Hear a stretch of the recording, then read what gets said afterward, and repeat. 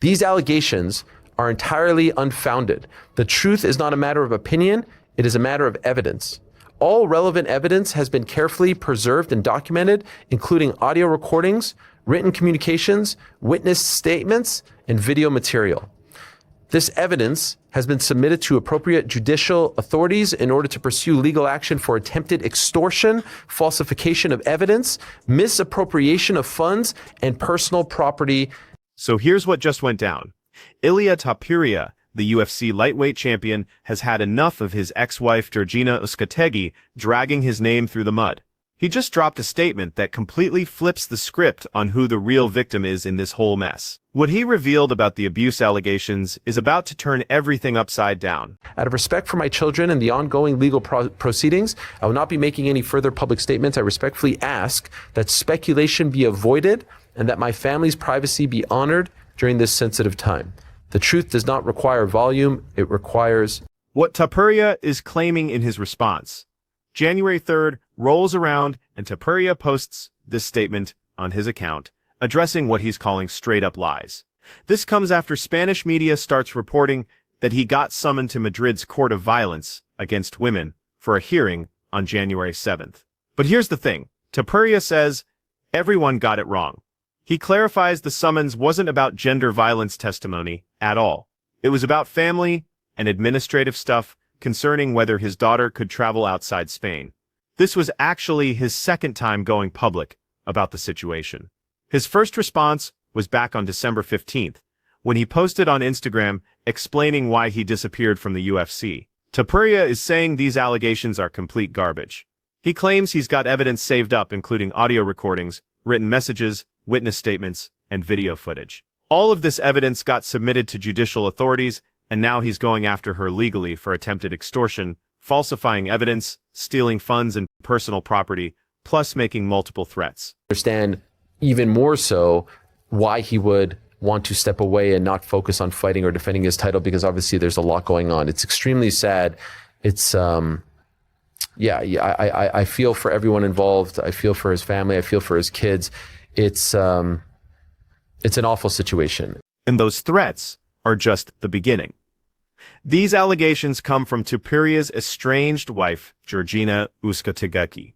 She filed a complaint on November 18th at Mostali's Court of Guard, accusing Topuria of domestic and gender violence, causing injuries, and family abuse. After she filed this complaint, she got enrolled in Spain's Adinpro protection program on December 1st, following a risk assessment by authorities.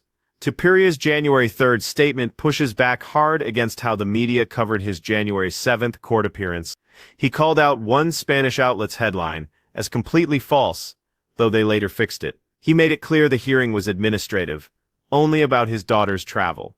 Uskategi had asked the court for permission to take their daughter to the United States, where her family lives. Topuria says he hasn't seen his daughter in 4 months.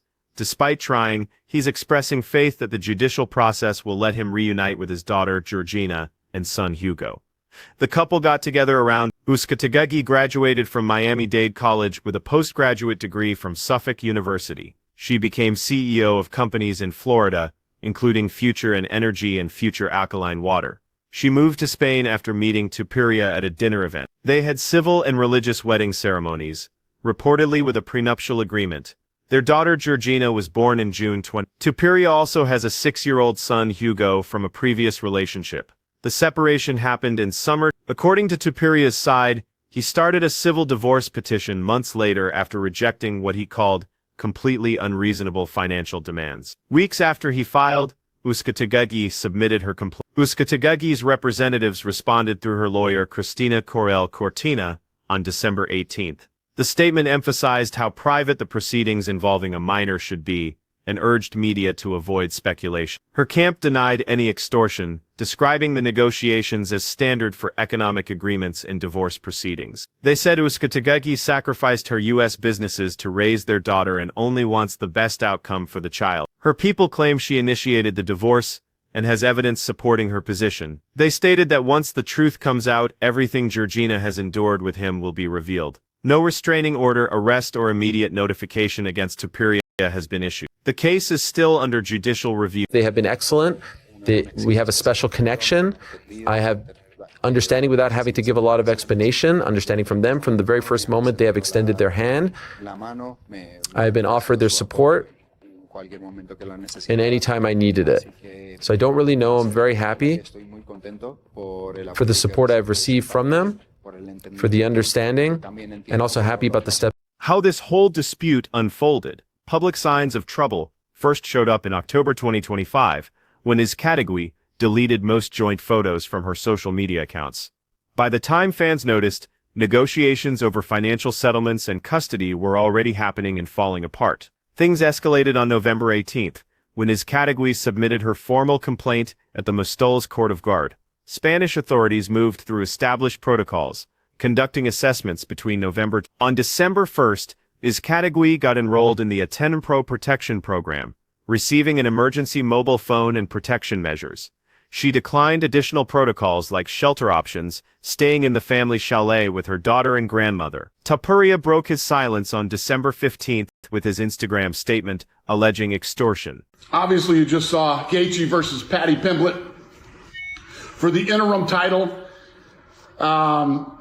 Earlier, Topuria posted, "I'm dealing with some personal problems, so I'm not gonna fight the first quarter." So the winner of Gaethje versus Paddy will be the interim title, and then they will face Topuria. Where things stand now. Iskategui's lawyer responded 3 days later, rejecting the extortion claims and asking media to stop conducting parallel trials in public opinion. But complications went beyond the divorce. On December 23rd, she filed a police report citing threats and cyber harassment on social media. Their harassment had gotten worse after Topuria's statement. On December 30th, she filed an expanded complaint, including a medical report documenting anxiety-related hospitalization and death threats. What's emerged is that Iskategui was struggling to find legal representation, which is an unexpected obstacle in a high-profile divorce. I had to dig into this. I guess I misunderstood. Ilia Topuria made headlines. My belief through the headlines is that Ilia was walking away from the UFC championship belt, thus elevating Justin Gaethje and Paddy Pimblett to undisputed.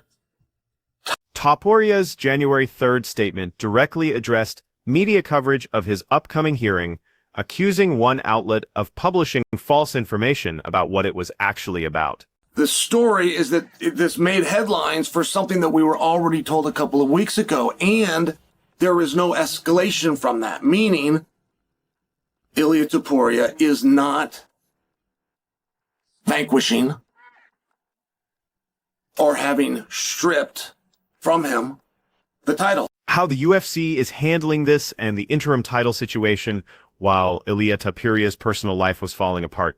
The UFC faced its own challenging decisions about one of its most marketable champions. The lightweight division, which Topuria had conquered just 6 months earlier with a devastating first-round knockout of Charles Oliveira, suddenly found itself in limbo as its champion dealt with matters completely removed from fighting. Dana White, the UFC's CEO, first addressed the situation with a tone that surprised many observers who might have expected frustration from a promoter whose headliner had become unavailable indefinitely. Instead, White expressed what can only be described as genuine sympathy for Topuria's situation.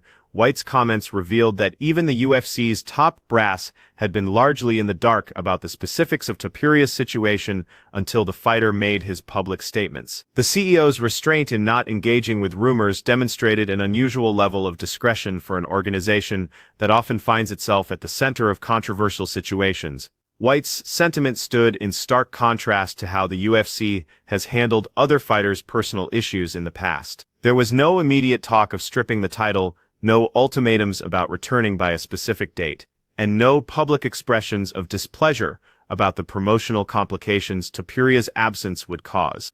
When Topuria spoke to ESPN Deportes about the UFC's handling of his situation, his appreciation was evident. The UFC doesn't exactly have the greatest track record of giving a shit if you hit a woman or not. John Jones, heavyweight champion of the world, arrested for beating his fiance. Arrested for it. Not accused of, arrested for it.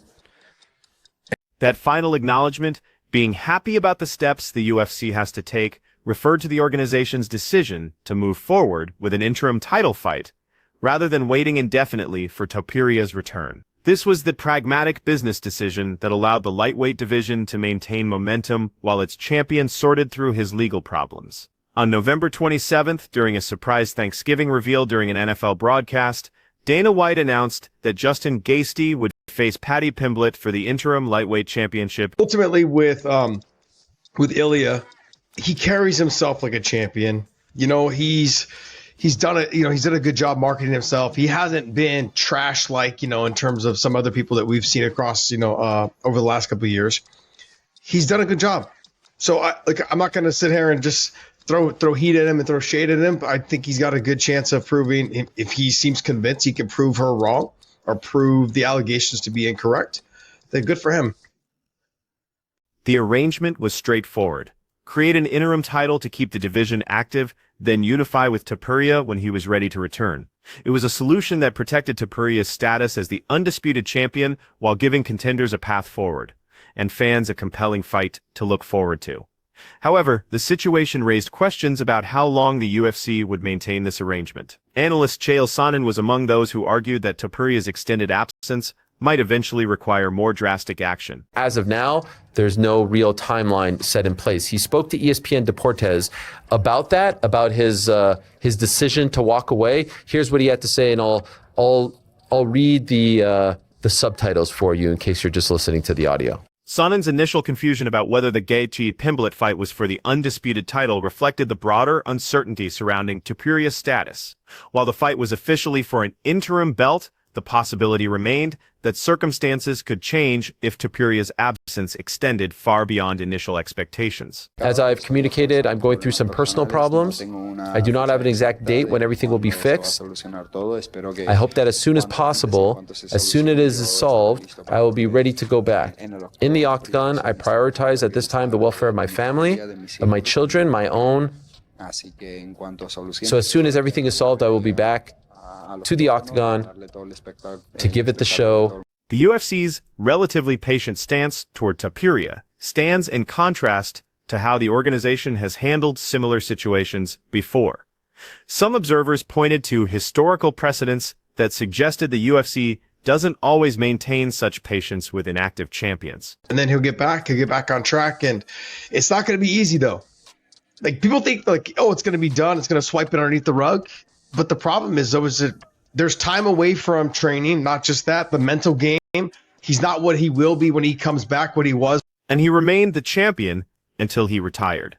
This commentary highlighted the uncomfortable reality that the UFC has previously retained champions who face substantiated legal issues, making the organization's handling of Topuria, who has not been charged with anything, appear relatively consistent with its historical approach to separating business from personal matters. Will he come back being the same guy? Probably not. It's going to take him time to get his mental back on track. This sport is very mental. Everything is about it is mental.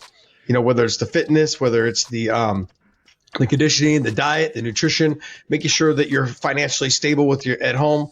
You know, your trainers are all taken care of. Like, there's so much that goes into it. How fighters reacted and what the public thinks.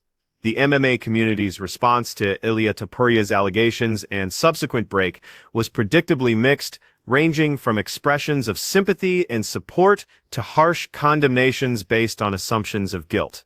The divide showed the complex dynamics at play when a beloved champion faces accusations that, regardless of their ultimate truth, carried the potential to reshape public perception overnight. Ariel Helwani, one of the most prominent voices in MMA journalism, approached the situation with characteristic caution. His coverage emphasized the gravity of what Topuria was facing while avoiding the rush to judgment that characterized some other reactions. Ilia Topuria's fighting career, it's done. And it's a shame to see it end this way. Everything going on right now outside of his fighting career, personal life, that's big things going on in this man's life. When Topuria addressed the timeline for his return, his focus remained firmly on family priorities. He has all the money in the world, double champion, undefeated. But what a career he's had if it is done. I mean, just knocked out Charles Oliveira and went up to 155. Finished Max Holloway. Finished Alexander Volkanovski. And what a rise he came on since fighting Bryce Mitchell back. That everyone deserves. Not all reactions were measured. UFC featherweight Bryce Mitchell released a brutal video on December 16th in which he directly accused Topuria of domestic violence, despite the absence of any conviction or even formal charges. Mitchell, known for his outspoken conservative views, assumed the allegations were true and launched a verbal assault that included calling Topuria a wife-beater, a coward, and suggesting he would rot in hell.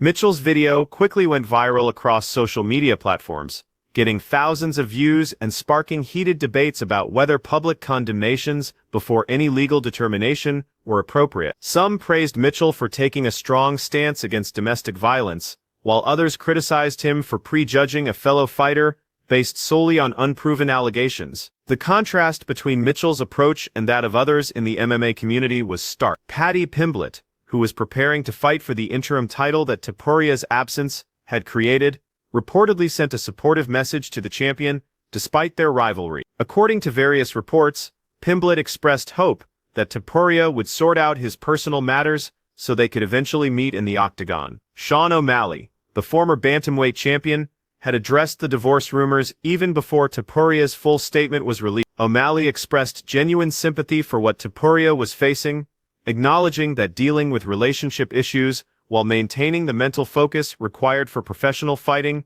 was an extraordinarily difficult balance. He noted that the public nature of the situation made everything worse and expressed particular concern about the impact on Topuria's children. The commentary from pundits extended beyond the allegations themselves to questions about their potential impact on Topuria's career trajectory. I mean, what he has done and how he's ultimately changed the sport, but the weird thing about it is this not parallel to Conor McGregor? And look what Conor McGregor has seen. I mean, 2 years ago, we were talking about the same thing. After he pulled out against Michael Chandler, it's like, is this guy done? And what Ilia came out said, I'm glad he came out and talked about it. When he left, this observation touched on a reality that extended beyond the legal proceedings. Even if Topuria emerged from the situation with his reputation intact and no formal consequences, the time away from dedicated training and competition would inevitably affect his performance when he returned. Professional fighting at the championship level demands not just physical conditioning, but also the kind of mental sharpness that comes from consistent immersion in the sport. You do wonder, at some point, will they decide to make that interim belt the actual belt if he's not going to come back anytime soon? I don't think that they're going to be forced to do that for the January event. We'll see what kind of timeline he's on, how long this is going to play out. But if it's by next summer, perhaps they make. Some commentators took a more provocative stance on the implications of the situation for Topuria's legacy. One analyst suggested that if the break extended indefinitely, it could represent the effective end of Topuria's fighting career. And perhaps that's why a guy like Arman doesn't seem too bothered by what's going on. These things can play out in many different ways, and you're on the outside and then you're on the inside, and everything changes in an instant. For the broad life, why would he need to come back?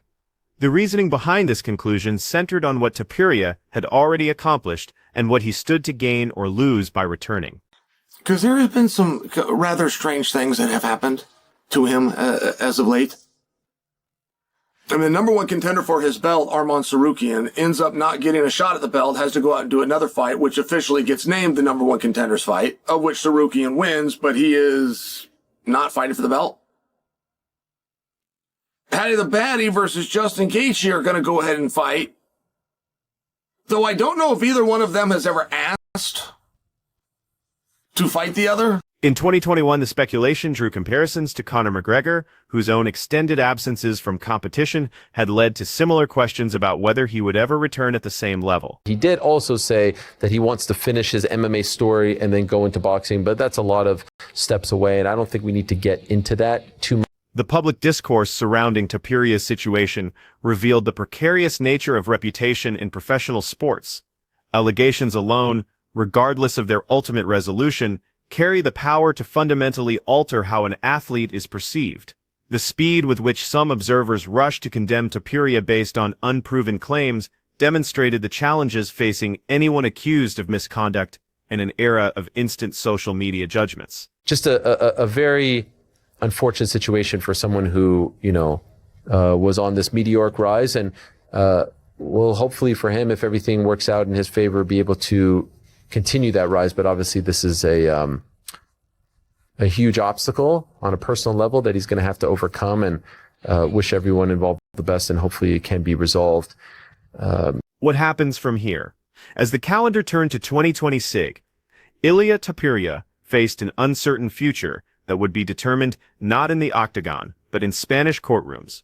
The January 7th hearing in Madrid's Court of Violence Against Women represented just one step in what promised to be a lengthy legal process, with potentially significant implications for his career, his family, and his reputation. The immediate focus of the January 7th proceeding was relatively narrow, determining protective measures for his daughter, including whether to grant Uzcategui permission to travel with the child to the United States. This was administrative in nature, but the outcome would directly affect Topuria's ability to maintain contact with his daughter during the ongoing divorce proceedings. Topuria's statement that he had not seen his daughter in 4 months underscored the personal stakes involved. For a fighter who had built his public image partly around family values and the importance of fatherhood, the separation from his children represented a wound that no legal victory could fully heal. The legal landscape ahead remained complicated. Topuria was pursuing charges of attempted extortion, falsification of evidence,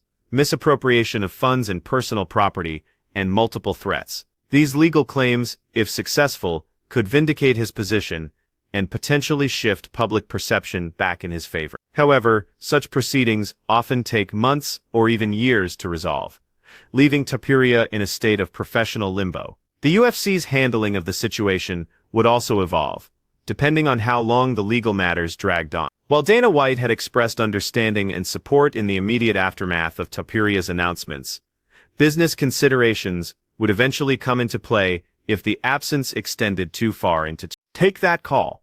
The scenario outlined here was straightforward.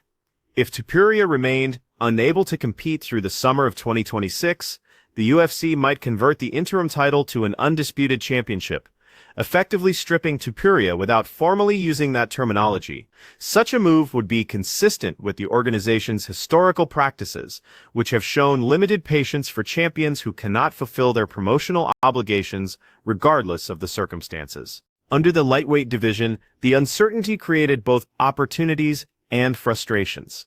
The January 24th interim title fight between Justin Gaethje and Paddy Pimblett would crown a temporary champion, but the winner's status would remain dependent on Topuria's eventual return. This limbo state could potentially persist for months, affecting matchmaking and title picture planning throughout the division.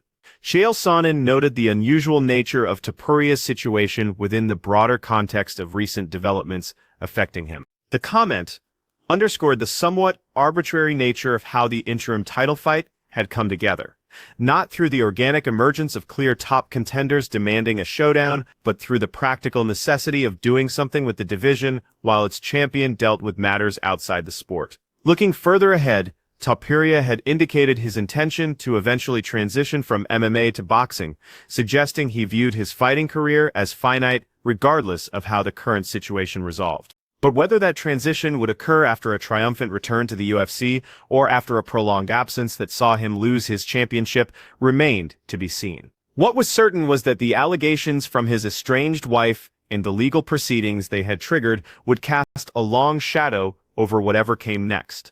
The acknowledgement that this represented a huge obstacle on a personal level captured the essence of what Topuria was facing.